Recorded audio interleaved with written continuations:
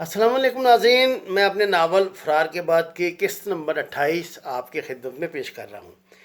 ان کی نظروں کے سامنے ایئرپورٹ لاؤنج کے آگے کاریں رکی اور ان میں آنے والے اپنے مہمانوں کو سوار کرتے رخصت کر کے چلے جاتے۔ اچانک ہی ایک شاندار اور قیمتی کار نے دونوں کی توجہ اپنی طرف مبذول کر لی۔ اس کار سے زیادہ ان کی دلچسپی اس کے سواروں میں تھی۔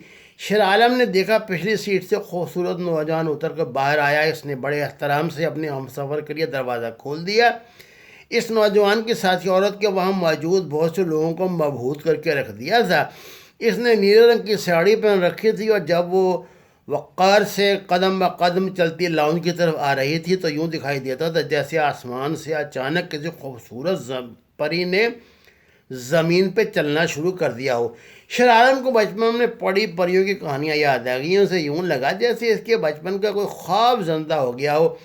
وہ ایئرپورٹ کے لاؤنج میں آ گئی تھی۔ یہ پری کسی اور کی نہیں، اس کے خوابوں کی ملکہ تھی۔ یہ اس کی گیتانجلی تھی، جس کے بدن میں سنگیت کے سارے سر سما گئے تھے، جس کی ہر ادا سے سر اور لے کے ساگر بہتے تھے، جس نے شیر عالم کے ساتھ اپنی زندگی کا سب سے زیادہ بھیانک سفر طے کیا تھا، جسے اس نے عذرا کا نام دے کر اس کی کھوئی ہوئی شناخت واپس لوٹا دی تھی۔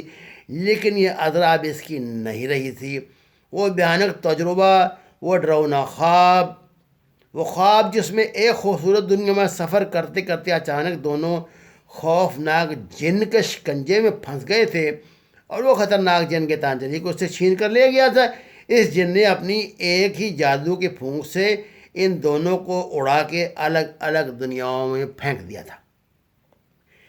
یہ تھی گیتانجلی کی دنیا۔ قیمتی کار، قیمتی لباس اور گلے میں نگینوں سے جڑا خوبصورت لاکٹ، ایک خوبصورت اور باوقار نوجوان کا ساتھ، شاید اس کا شوہر ہوگا، شیر عالم نے سوچا۔ اگر یہ نوجوان گیتانجلی کا شوہر ہے تو اس کا مطلب یہی تھا کہ قدرت نے اسے بہترین انعام سے نوازا ہے۔ اس کی ساری زندگی کی تپسیا راس آ گئی تھی۔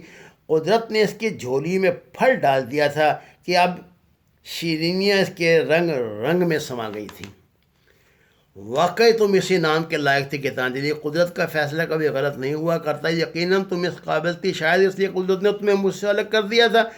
گیتانجلی، میری تلاش کا سفر مکمل ہوا۔ میں نے تمہیں ڈھونڈ لیا۔ مجھے علم ہو گیا کہ میری محنت سفل ہو گئی۔ مجھے احساس ہو گیا کہ میں کبھی تمہارا ہم منصب نہیں تھا۔ شاید قدرت نے تمہیں اس خوبصورت اور باوقار نوجوان تک پہنچانے کے لیے میرا وسیلہ تلاش کیا تھا۔ آج سے پہلے میں یہی کوریئر کا فریضہ انجام دیتا آیا ہوں۔ اب بھی قدرت نے مجھ سے یہی کام لیا۔ خدا کا شکر ہے گیتانجلی، تم بحفاظت اپنے تک پہنچ گئی۔ خدا کا شکر ہے کہ اس نے امانت کو اس کے حقداروں تک پہنچا دیا، اس نے دل ہی دل میں کہا۔ گیتانجلی اس نوجوان کے پہلو میں چل رہی تھی۔ دونوں شاید اپنے کسی مہمان کو لینے آئے تھے، اب اس سمت جا رہے تھے جہاں فلائٹ سے آنے والے مسافر برآمد ہوتے تھے۔ نوجوان شاید اس شہر کی کوئی جانی پہچانی شخصیت تھا، کیونکہ شیر عالم نے اب تک کئی ہاتھ اسے دیکھ کے ماتھے کو چھوتے دیکھے تھے۔ اس کے لیے یہاں موجود بہت لوگوں کے دلوں میں بےحد احترام موجود تھا، سب اسے تعظیم دے رہے تھے۔ شیر عالم کے آگے چلنے والے ایک شخص نے جو شاید مقامی انتظامیہ کا کوئی آفیسر تھا، اس کی شکل پہ نظر پڑتے خان صاحب کا نعرہ لگایا، آگے بڑھا، احترام سے ان سے ہاتھ ملا کے واپس آ گیا۔ دونوں اب اپنے مسافر ساتھی کا منتظر تھے۔ اس درمیان شیر عالم اور بشیر دونوں ہی لاؤنج میں لگے لوہے کے جنگلے کا سہارا لیے ٹکٹکی باندھے دیکھتے رہے۔ بشیر بھی شاید شیر عالم کی طرح تذبذب کا شکار دکھائی دے رہا تھا۔ اسی اثنا میں انہوں نے ایک بزرگ خاتون کے ساتھ انہیں واپس لوٹتے دیکھا، جس کے ہاتھ میں پکڑا چھوٹا بیگ کسی اور نے احتراماً پکڑ لیا تھا۔ تینوں آپس میں بے تکلفی سے باتیں کر رہے تھے۔ اس درمیان بزرگ خاتون نے گیتانجلی کا ہاتھ پکڑے رکھا۔ اس کی آنکھوں اور چہرے پہ گیتانجلی کے شفقت کا بے پایاں سمندر ٹھانٹھے مار رہا تھا۔ اپنی کار تک چھوڑنے کے لیے بہت سے لوگ جلوس کی شکل میں احتراماً ان کے پیچھے چلے آئے تھے اور کار کا دروازہ باوردی شوفر نے کھولا۔ بزرگ خاتون گیتانجلی کے ساتھ پچھلی سیٹ پہ بیٹھنے لگی تو اچانک ہی بشیر نے یوں قدم اٹھایا جیسے اب تک زمین کے ساتھ کسی نے جادو سے اس کا پاؤں جکڑ دیا ہو، اور اب اچانک سے رہائی مل گئی تھی۔ اس نے چاہا کہ آگے بڑھ کے گیتانجلی کو آواز دے کے اپنی طرف متوجہ کرے، لیکن شیر عالم کی مضبوط ہاتھ کی گرفت نے اسے ناکام بنا دیا۔ اس نے بشیر کی کندھے پہ ہاتھ رکھ کے اسے آگے بڑھنے سے روک دیا تھا۔ بشیر نے حیرت سے گردن گھما کے اس کی طرف دیکھا۔ کیا بات ہے، یہ گیتانجلی، یہ عالم، تمہاری گیتانجلی ہے یہ؟ اس نے کہا۔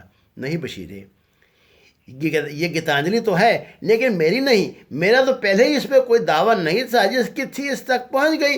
بشیر ہم تو پانڈی لوگ ہیں، مال ادھر ادھر لانے اور لے جانے والے، ہمارا کام تو یہی ہے کہ امانت کو اس کے مالکوں تک پہنچائیں۔ گیتانجلی جن کے لیے تھی ان تک پہنچ گئی۔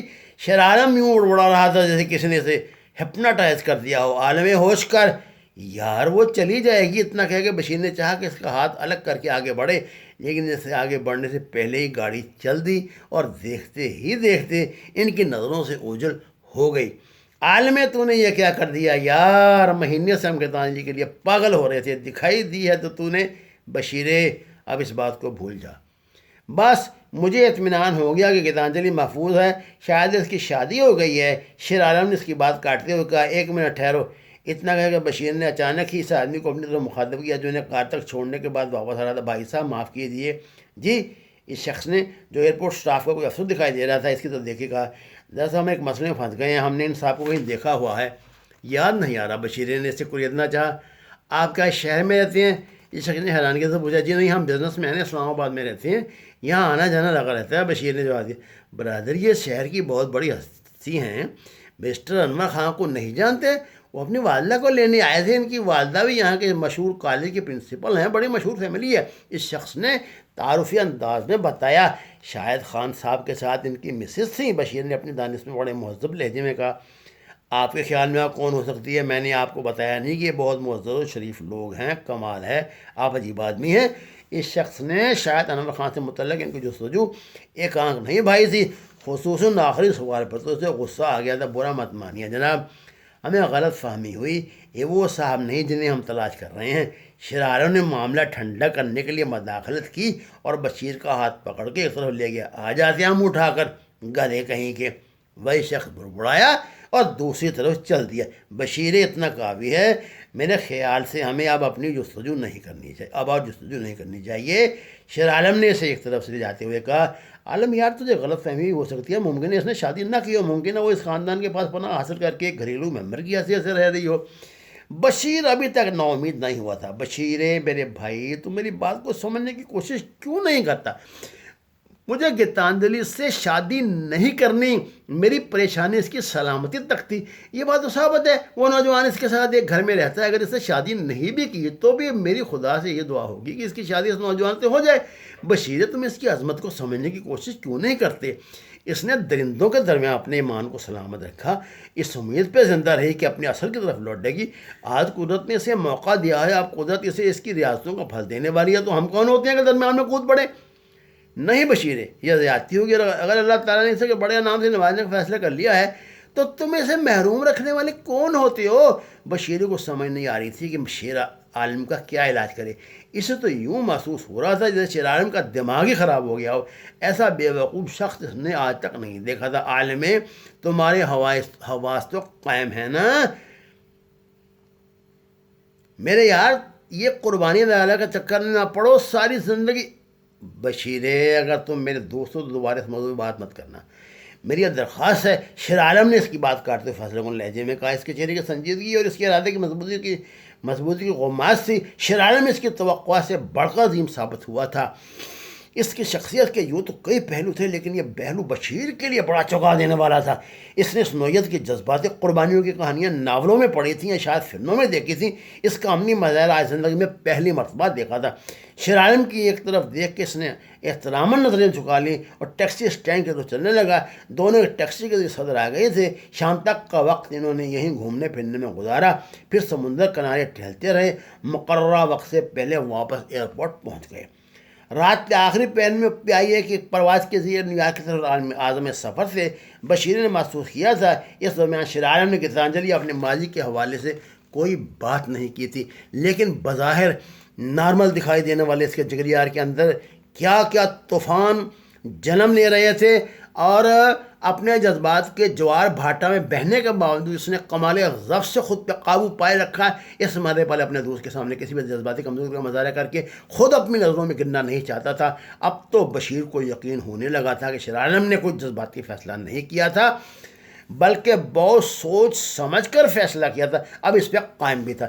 ان کے ساتھ مختصر سا سامان تھا۔ نیو یارک پر انہیں لینے کے لیے ان کے میزبان موجود ہوتے دونوں کو اس بات کا اطمینان تھا کہ اب وہ ایک بڑے عظیم مقصد کے لیے امریکہ کی طرف محو سفر تھے۔ جہاز کی کھڑکیوں سے باہر کا منظر بڑا بھلائی دکھائی دے رہا تھا۔ آسمان پہ اتنے زیادہ ستارے اور ایسا بھرپور چاند انہوں زندگی میں شاید پہلی مرتبہ دیکھا تھا۔ جہاز تاروں بھرے آسمان کے درمیان تیرتا چلا جا رہا تھا۔ کرنا صاحب کے سامنے افراسیاب کی طرف سے شرما کی گرفتاری کی ساری کہانی، اس کی طرف سے ہونے والے انکشافات سمیت موجود تھی۔ میجر افراسیاب نے شرما تک پہنچنے کے لیے اپنے دوست انور خان کی اطلاع اور اس اطلاع کا پس منظر گیتانجلی کی مکمل کہانی کے ساتھ بیان کیا تھا۔ گیتانجلی کی تصویر اس کے ساتھ ہی روانہ کی تھی۔ کرنا صاحب قدرت کے اس کھیل پہ دل ہی دل میں مسکرا رہے تھے کہ وہ بچھڑے ہوئوں کو بسا اوقات کس طرح اچانک ملا دیا کرتی ہے۔ میجر کیانی کے انٹیلیجنس یونٹس کی طرف سے ہیڈ کوارٹر کو یہی کہانی تصاویر سمیت اس درخواست کے ساتھ موصول ہوئی تھی کہ کسی بھی یونٹ کی طرف اگر گیتانجلی کے متعلق کوئی اطلاع ملی تو فوراً مطلع کیا جائے۔ کرنا صاحب کو اس بات کا بھی علم تھا کہ شیر عالم تو ایک اہم مشن پر ملک سے باہر بھی جا چکا ہے۔ چلو اچھا ہوا، جب اسے خبر ملے گی تو بیچارہ خوش ہو جائے گا۔ انہوں نے اپنی تربیت کے مطابق شیر عالم کے موجودہ انچارج آفیسر میجر کیانی کو سرپرائز دینے کے لیے اپنے پاس ہیڈ کوارٹر میں طلب کر لیا تھا۔ لو بھائی، تمہارے سوامی کا ایک اور گورکھ دھندا سامنے آیا ہے اور تمہارے لیے ایک بڑی اور چونکا دینے والی خبر بھی ہے، کہتے ہیں انہوں نے فائل میجر کیانی کے سامنے بڑھا دی۔ کیونکہ تم اس کیس کے انچارج ہو، اس لیے اس معاملے میں کوئی فیصلہ کرنے کے لیے تمہاری پوزیشن زیادہ بہتر ہے۔ صرف ایک بات ذہن میں رکھنا کہ سوامی کے اس بین الاقوامی افراد کی نشاندہی کے لیے فی الوقت شیر عالم سے بہتر کوئی آدمی نہیں۔ اسے سوامی کے نزدیک رہنے کا اتفاق ہوا ہے اور وہ اپنے کچھ غداروں کے ان لوگوں سے میل ملاپ کے متعلق زیادہ بہتر انداز میں اندازہ لگا سکے گا۔ تم تو جانتے ہو ان کی آستین کے سانپوں کو ان کے بل سے نکال کر باہر لانا ہماری سلامتی کے لیے کتنا ضروری ہے۔ Any way, all the best. اتنا کہہ کے کرنل صاحب نے میجر کیانی کی طرف مسافر کے لیے ہاتھ بڑھا دیا۔ میجر کیانی نے سے ہاتھ ملایا اور فائل بغل میں دبا کے باہر آ گئے۔ تھوڑی دیر کے بعد وہ ایک دوسرے کے کمرے میں اطمینان سے ساری فائل کو مطالعہ کر رہے تھے۔ فائل پڑھنے کے بعد انہوں نے ایک طویل سانس لیا۔ خدایا تیرا شکر ہے یہ لڑکی مل گئی، اس طرح شرما کی صورت میں ایک بڑا تحفہ بھی مل گیا ہے، انہوں نے دل میں کہا۔ اچانک ہی قریب رکھ کے فون کی گھنٹی بجی۔ ان کا ماتحت لائن پر تھا۔ ناظرین، اگلی قسط انشاءاللہ کل آپ کی خدمت میں پیش کروں گا۔ آپ سے درخواست ہے کہ اس کہانی پہ اپنے تبصرے سے نوازیں، اس کو شیئر کریں، سبسکرائب کروائیں اور میرے نام پہ بنے ہوئے جعلی چینلوں کا بائیکاٹ کریں۔ آپ کا بہت شکریہ۔